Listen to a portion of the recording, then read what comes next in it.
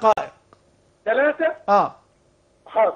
يقول لي معلش معلش معلش معلش. طيب استاذ الحاجة الجديد الآن حضرتك تقول هنا نكمل، يعني أنا أقول الجزئية دي إن شاء الله 3 دقايق.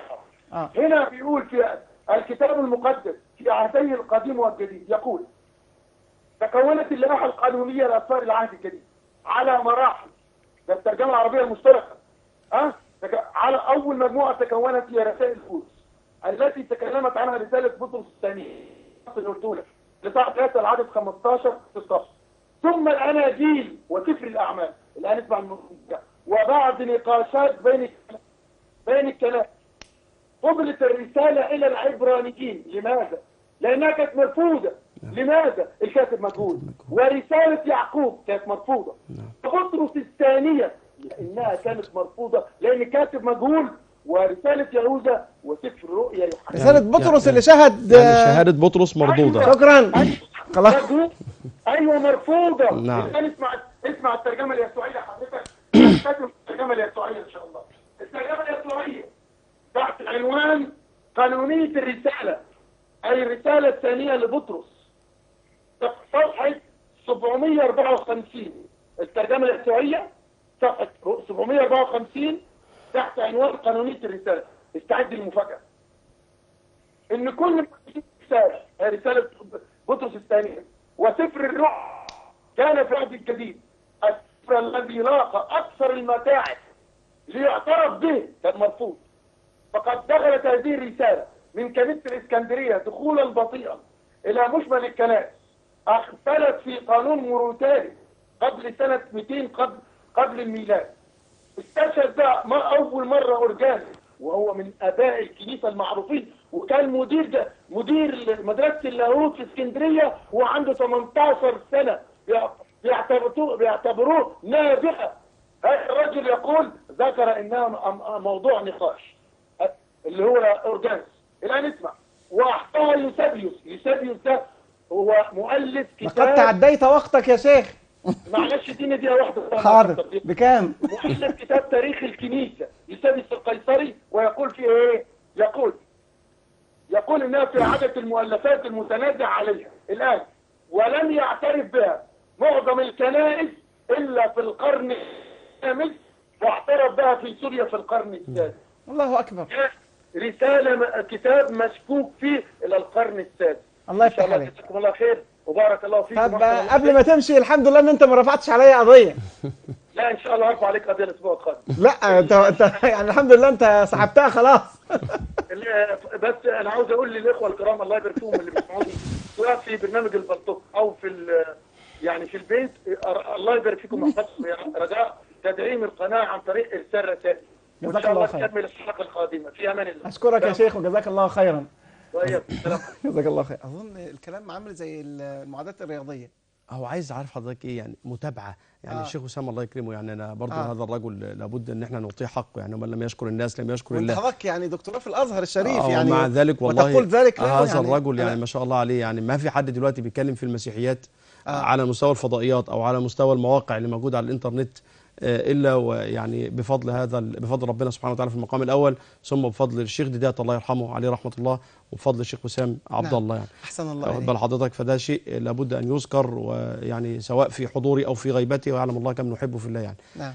انما هي القضيه زي ما بقول لحضرتك عايزه بقى ايه متابعه، انك تاخد القصه النص من هنا من اولها وتربطه بهنا. وفعلا بولس اثره في المسيحيه اثر خطير جدا جدا جدا زي ما تفضل الشيخ وسام وقال لحضرتك ان 90% من الموجود في الانجيل، وهو قال كده، قال عملت كل ده عشان اكون شريك. ومرقس تلاميذه عشان اكون شريك في الانجيل. لا اله الا الله. واخد بال حضرتك ازاي؟ وفعلا بقى شريك في الانجيل وعمل كل اللي هو عايزه. وتخيل حضرتك انه بيتكلم بشكل يعني ها انا بولس اقول لكم.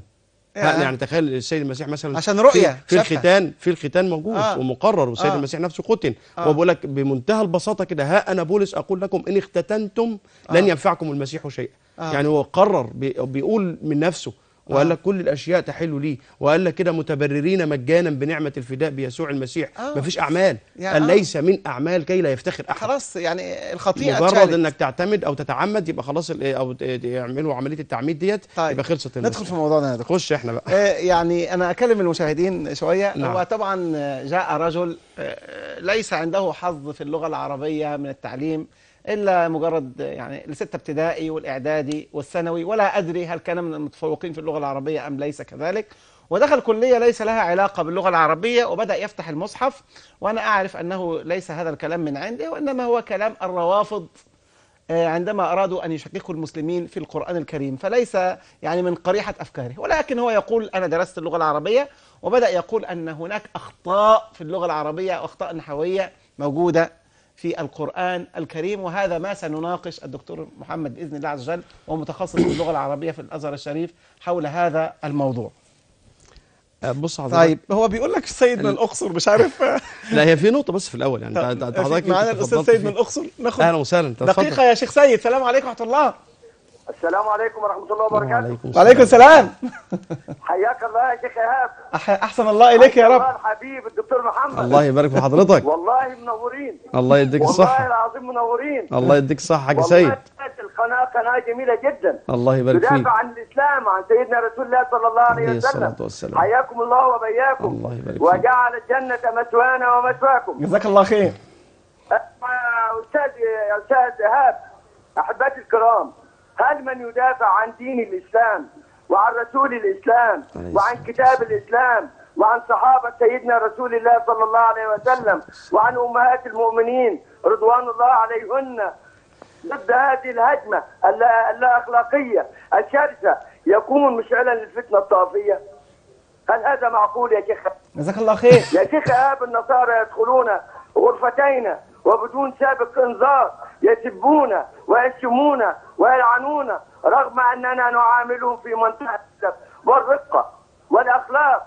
هل تعلم يا شيخ حسام انهم يدخلون بافتراءات النصارى وشبههم، وهذه الافتراءات موجوده في كتبهم يا شيخ إيهاب. خلاص الرساله وصلت. جزاك الله خير. الشبهات الموجوده في كتبهم ويحاولوا يشكوها بالاسلام. اسمع هذه الافتراءات يا شيخ إيهاب. مثلا هم عندهم عندما يطرحون هذه الشبهات لكي يثبتوا انه اذا كانت الشبهه موجوده عندهم في اناجيلهم المكدسه شكرا فكذلك الاسلام به الكثير من الشبه.